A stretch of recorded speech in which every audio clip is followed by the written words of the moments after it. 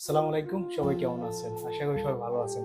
তো দেশের থেকে খাবার আসছে। দেশের খাবার পেলে তো মনে করেন অনেক মজা করে খাওয়া যায়।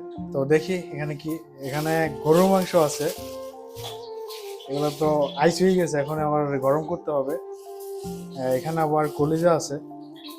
তো দুটোটা একসাথে করে গরম করব। এদিকে আসেন, দেখি বিসমিল্লাহ করে দিই গরমে। বিসমিল্লাহ বিসমিল্লাহ বিসমিল্লাহ। আগুন একটু কমাই দিই। তো এখন কলিজাটা দিব।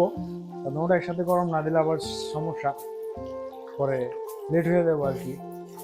তো দেখি গরম করে দেখবো কেমন টেস্ট। দেশের খাবার তো অনেক টেস্ট হবে ইনশাল্লাহ, কারণ মায়েদের হাতের রান্না।